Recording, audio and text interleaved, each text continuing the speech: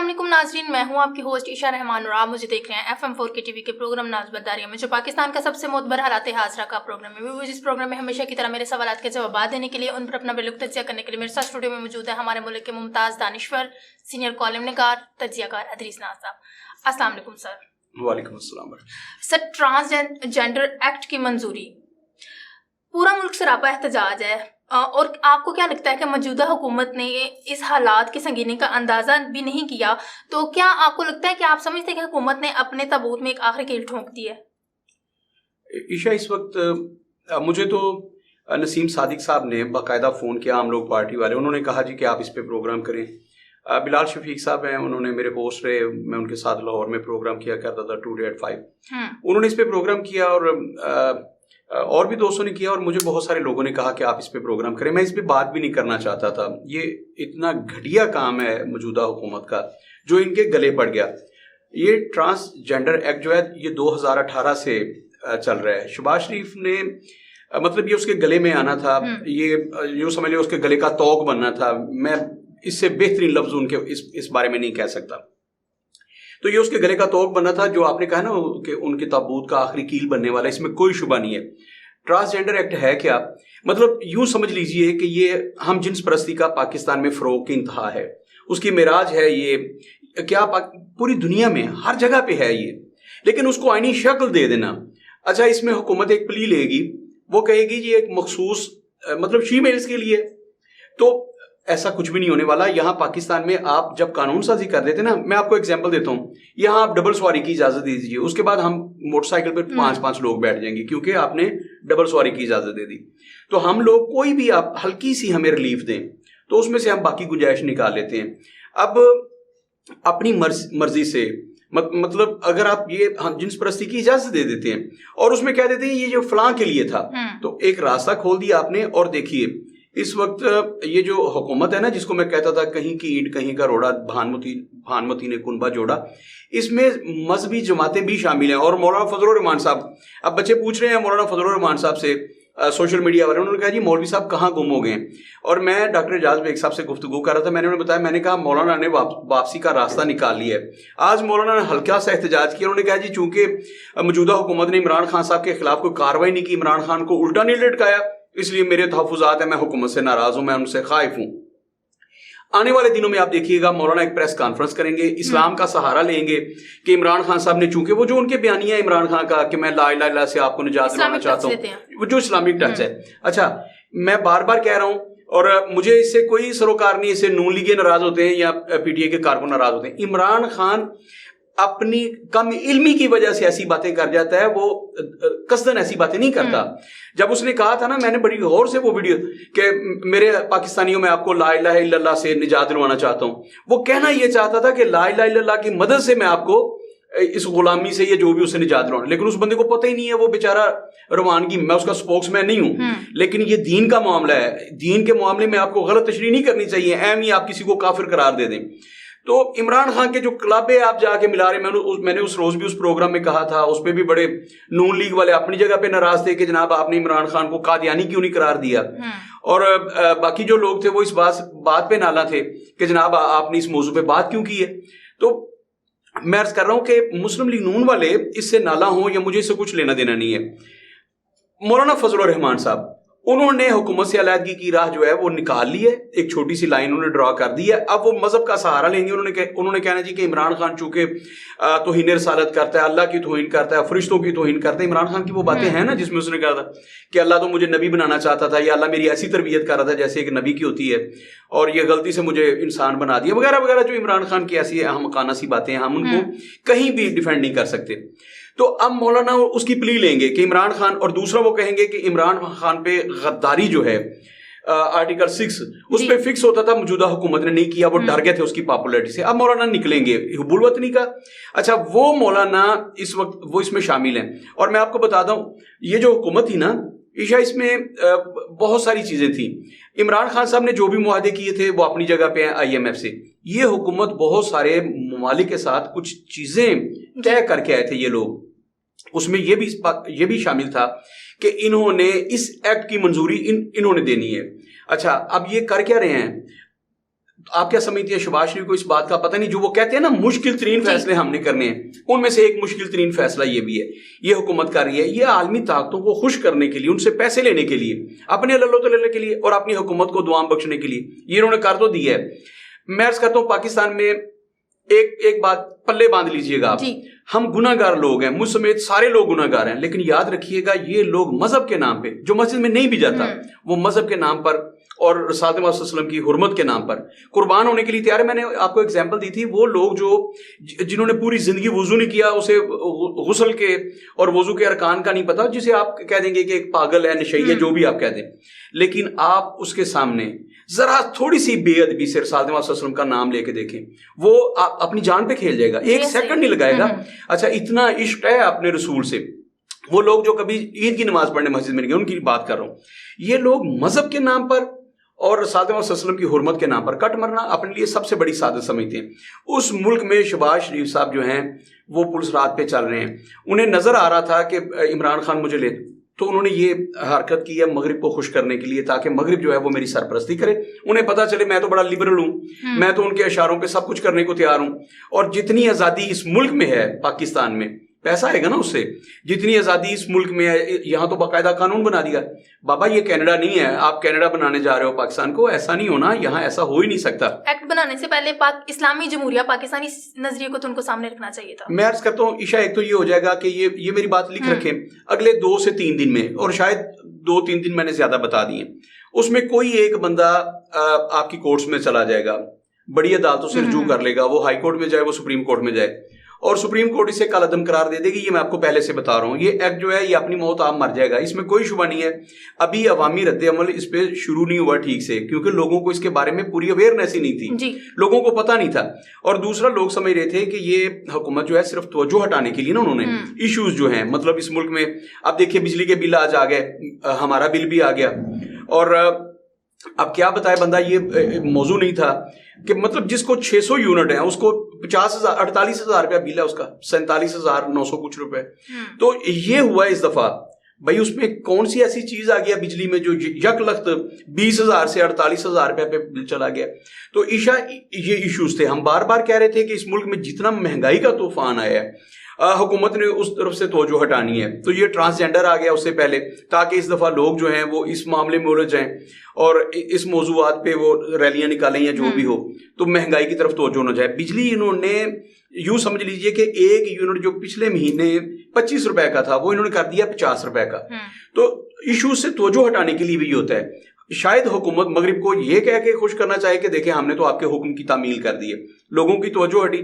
اچھا میں عرض کرتا ہوں، ہمارا پاکستان کا سب سے بڑا ادارہ جو ہے آرمی ہے، اس کا جو امتحان ہوتا ہے ISSB جو انٹر سروسز سلیکشن بورڈ، اس میں عشاء ایک کویسچن تھا، جب ہم اس کی تیاری کر رہے تھے، ایک کویسچن ہوتا تھا، ایک لکیر تھی پیپر پہ، اور اس لکیر کے ساتھ لکھا تھا کہ اس لکیر کو مٹانا نہیں، کاٹنا نہیں، مطلب مٹانا نہیں ریزر کے ساتھ، اور کسی چیز سے کاٹنا بھی نہیں، لیکن اس کو چھوٹا کرنا ہے۔ اس لکیر کو کاٹنا نہیں، مٹانا نہیں، اس کو چھوٹا کریں۔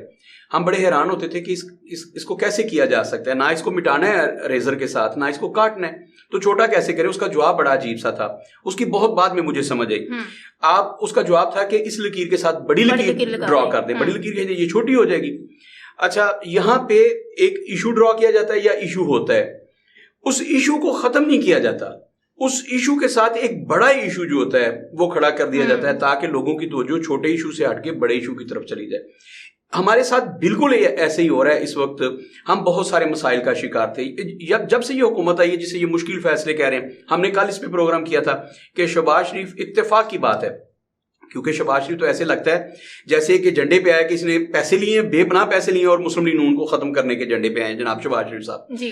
انہوں نے ہر وہ فیصلہ کرنا ہے جس سے مسلم لیگ نون جو ہے وہ ہر روز اس کا حجم چھوٹا ہوتا جائے، اور آہستہ آہستہ ایسے کر رہے ہیں کہ انہوں نے ایک ڈبے میں بند کرنی ہے مسلم لیگ نون، اور جیسے استیاں نہیں وہ بہا دیتے، انہوں نے جا کے گنگا میں بہا دینی ہے اپنی مسلم لیگ نون، اور اس کے بعد یہ نواز شریف صاحب کو ایک خط لکھیں گے کہ بڑے بھیا وہ کام جو آپ نے بڑی محنت اور مشقت سے 35 سال میں کیا تھا، اس کا میں نے کریا کرم کر دیے، یہ کرنے ہیں شہباز شریف صاحب۔ یہ جو انہوں نے اب جس پہ شہباز شریف کو اس بات کو فوری طور پر، ہم کل کے پروگرام میں کہہ رہا تھا، میں نے کہا شہباز شریف ہوش کے ناخن لیں، انہیں سمجھ آنے چاہیے کہ وہ پاکستان میں بیٹھے ہیں اور کیسے فیصلے کر رہے ہیں۔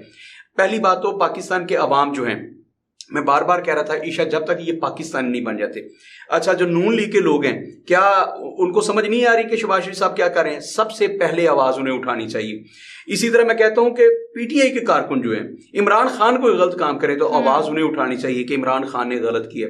اچھا جب ہم پاکستانی بن جائیں گے، ہم پی ٹی آئی کے نہیں رہیں گے، ہم مسلم لیگ کے نہیں رہیں گے، ہم کاف لیگ کے نہیں رہیں گے، ہم جالے نہیں رہیں گے، ہم پاکستانی بن جائیں گے، اس کے بعد کوئی بھی لیڈر پاکستان میں غلط فیصلہ نہیں کرے گا. اس وقت اتفاق سے ہم ٹکڑوں میں بٹے ہوئے ہیں، اور پھر اچھا پہلے ہم سنی ہیں، پھر وہابی ہیں، پھر دیوبند ہیں، لیکن اب وہ بھی نہیں رہا. اب سنی ہے تو اس میں بہت سارے دیوبند ہیں، حنفی ہیں، بریلوی ہیں کہ کون سے ہیں، اچھا اس میں بھی ہے. اسی طرح اہل حدیثوں میں ہیں، اگر آپ دیوبند ہیں تو اس میں بھی حیاتی ہے کہ مماتی ہیں، تو تشیع میں چلے جائیں وہاں بھی. تو ہم پہلے بڑے ٹکڑوں میں، اس کے بعد پھر تقسیم در تقسیم ہے. جیسے ہم کہتے ہیں کہ جٹ برادری ہے ایک، اور اس میں کیا ہے کہ 3,000 3,500 ان کی گوتے ہیں جی. تو پہلے آپ جٹ ہیں اور اس کے بعد پھر 3,000 ٹکڑوں میں مزید بٹے ہوئے ہیں. تو یہ ذات پات میں بٹے ہوئے لوگ، فرقوں میں بٹے ہوئے لوگ، مسلکوں میں بٹے ہوئے لوگ، ہم پاکستانی نہیں ہیں، ہم مسلمان نہیں ہیں. اچھا آپ سے مسلمان ہم نے ضمنی طور پر لیا ہوا ہے کہ بس ٹھیک ہے، ایکچولی ہم اپنے فرقے سے تعلق رکھتے ہیں. اچھا اسلام کو برا کہہ دے تو لوگ اسے کہتے ہیں خدا کا خوف کر، لیکن آپ اس کے مسئلے کو برا کہہ لیں پھر اس کے بعد آپ نے جانا کہیں. تو ہم مسئلے کو مذہب سے زیادہ اہمیت دیتے ہیں. اچھا اسی طرح ہم اپنی پارٹی کو پاکستان سے زیادہ مقدم رکھتے ہیں. تو جس روز ہم پاکستانی بن گئے، جس روز ہم مسلمان بن گئے، اس روز آپ کو دین کے نام پر کوئی بے وقوف نہیں بنا سکے گا. جس روز ہم پاکستانی بن گئے، آپ کو سیاسی پارٹی کے نام پہ کوئی بے وقوف نہیں بنا سکے گا. تو میں دوبارہ سے عرض کروں گا کہ ایک بات تو یہ، مجھے مسلم لیگیوں کی آواز چاہیے اس پہ. اگر یہ موجودہ حکومت، مجھے پیپلز پارٹی کے لوگوں کی آواز چاہیے اس پہ، وہ احتجاج کریں. مولانا فضل الرحمان کے لوگ جو بار بار آپ لوگوں نے کہا ہے نا، مفتی منیب الرحمان صاحب جاگے، انہوں نے اس پہ آرٹیکل لکھا اور بڑا خوبصورت آرٹیکل ہے. مفتی صاحب نے جس انداز میں انہیں کرنا چاہیے تھا، مجھے شرم آ رہی ہے کہ مفتی منیب الرحمان صاحب نے اس لیول پہ انہیں کال دینی چاہیے تھی پورے ملک میں. تو مذہبی جماعتیں ہیں جو اپنا رول پلے نہیں کر رہی. اچھا مولانا سعد رضوی صاحب سعد رضوی صاحب، مجھے ان کی طرف سے مایوسی ہوئی ہے. میں نہیں چاہتا کہ وہ سڑکوں پہ اور گملے توڑیں، پھر پولیس کی گاڑیوں کو آگ لگائیں. نہیں، کچھ بھی نہیں کرنا. بھائی آپ کی ایک سٹیٹمنٹ تو آنی چاہیے. آپ کے ملک میں ایسا قانون آ رہا ہے تو کیا آپ حامی ہیں اس قانون کے؟ عشاء ہم اسلام کے باغی لوگ ہیں، اس وجہ سے ہم پر عذاب مسلط ہو رہے ہیں، ہم پہ عذاب آ رہے ہیں. یہ جو سیلاب آ رہے ہیں، جو زلزلے آ رہے ہیں، اور مہنگائی کا طوفان ہے. آپ ذرا غور کیجیے، جو میں نے آپ کو بتایا کہ بجلی کا بل جو ڈبل ہو گیا. عشاء مجھے بتائیے کہ اگلے 5 سال کے بعد، ویسے تو اللہ کے فضل و کرم سے شہباز شریف صاحب ٹھیکہ لے کے آئے ہیں کہ جن لوگوں نے 5 سال میں مرنا تھا، وہ لطیفہ سنا ہے نا آپ نے کہ ایک حکیم صاحب تھے، ان کے پاس ایک شاگرد آ گیا، اس نے کہا حکیم صاحب مجھے بھی سکھائیں کام. تو حکیم صاحب نے اسے شاگرد رکھ لیا. اب اس نے کوئی 10 15 20 دن حکیم صاحب کے پاس کام کیا. اب اسے سمجھ آ گئی کہ جب کوئی بخار والا آتا ہے، حکیم صاحب اس رنگ کی گولیاں یا یہ پوڑیاں دیتے ہیں، اور جب وہ نزلے زکام والا آتا ہے، مطلب اس نے 4 5 7 10 چیزیں جو کامن سی بیماریاں ہوتی ہیں وہ رٹ لی، اور اسے پتہ چل گیا کہ یہ دینی ہوتی ہیں. تو اس نے حکیم صاحب کے بالکل سامنے 15 20 دن کے بعد، 1 مہینے کے بعد اس نے اپنا مطلب شروع کر لیا، اپنا کلینک بنا لیا اس نے حکیم صاحب کے بالکل سامنے. اچھا حکیم صاحب بھی بڑے پریشان ہوئے، لیکن اس نے کیا یہ کہ حکیم صاحب اگر لیتے تھے نا 50 روپے ایک دن کے، تو اس نے 25 روپے شروع کر دیے. وہ 25 روپے میں علاج کرنے لگا. اب ہوا یہ کہ لوگ دھڑا دھڑ مرنے لگے. حکیم صاحب کی دوائی سے اگر ایک بندہ مہینے میں مرتا تھا تو اس کی دوائی سے 10 دن میں مر جاتا تھا. تو دھڑا دھڑ مرنے لگے. جب احتجاج ہوا اور لوگ اس کے پنچایت بیٹھی تو اس نے ایک جملہ کہا تھا بڑا خوبصورت تھا. اس نے کہا تھا جی جو کام حکیم صاحب 50 روپے میں کر رہے تھے وہ میں 25 روپے میں کر رہا ہوں، اور جو حکیم صاحب جس کام پہ 1 مہینہ لگا دیا کرتے تھے میں اس کام کو 10 دن میں نپیٹ دیتا ہوں.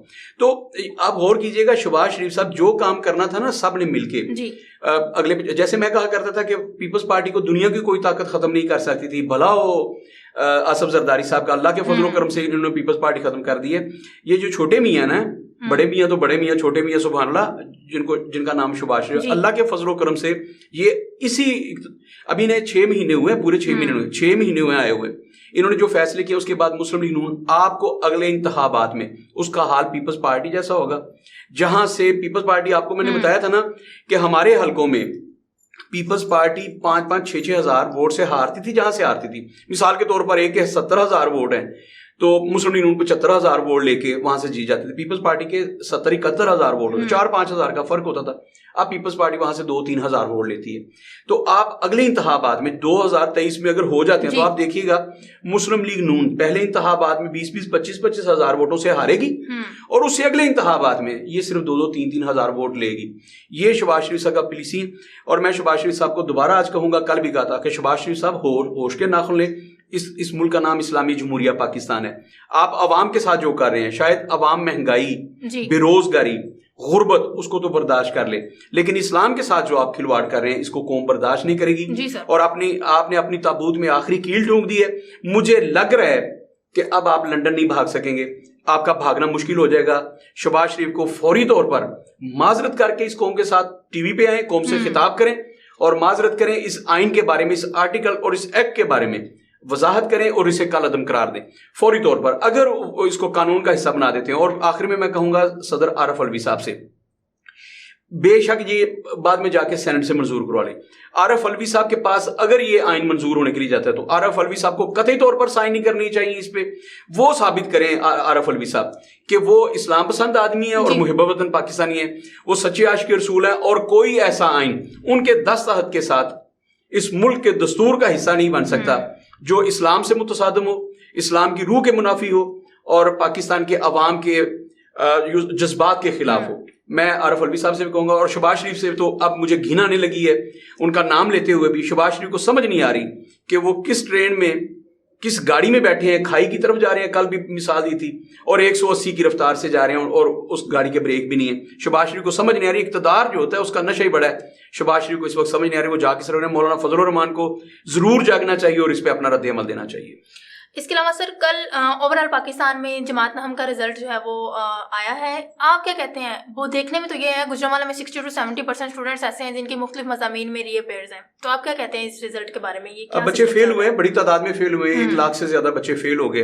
اور آپ نے اگر سوشل میڈیا آپ یوز کر رہی ہیں تو اس میں بڑی خوبصورت قسم کی وہ ہیں جو کمنٹس ہیں. انہوں نے کہا جی کہ پب جی استعمال کرنے والے آفیسر جو تھے اور جتنی بھی گیمز ہیں سوشل میڈیا یوز کرنے والوں نے کہا جی مطلب وہ اسکالر جو تھے وہ امتحان میں فیل ہو گئے.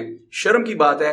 ہمارے ساتھ ہوا کیا ہے, ہم نے اپنے بچوں کو جو 9th اور 10th کے ہیں, جب یہ کرونا آیا تو بچوں کو موبائل لے دیے کہ مطلب وہ گھر میں بیٹھ کے پڑھیں گے. اس کا نتیجہ یہ نکلا ہے کہ بچے پڑھ نہیں رہے. اب وہ پب جی پہ اور سوشل ایپ جتنی بھی ہیں, گیمز پہ ہیں, وہ واٹس ایپ یوز کرتے ہیں, وہ انسٹاگرام یوز کرتے ہیں اور ٹک ٹاک یوز کر رہے ہیں. اس کا نتیجہ کیا نکلا ہے؟ بچوں کی توجہ نہیں رہی پڑھائی کی طرف. اچھا, ہمارے زمانے میں جب ہم لوگ غیر نصابی سرگرمیاں ہوتی تھی, اس میں ہوتا تھا بانو قوسیہ کو پڑھ لیا, اشفاق احمد کو پڑھ لیا, غلام عباس کو پڑھ لیا, انتظار حسین کو پڑھ لیا. ہمارا شاعری پہ ہے تو میر سے لے کر غالب کو پڑھا. اب جو بچے ہیں وہ ان کا توجہ پڑھائی کی طرف نہیں ہے, لٹریچر نہیں پڑھتے. اچھا, وہ لٹریچر جو تھا کہا جاتا تھا کہ بھائی ایک خاص عمر میں جا کے آپ نے پڑھنا ہے, اس سے پہلے نہیں پڑھنا.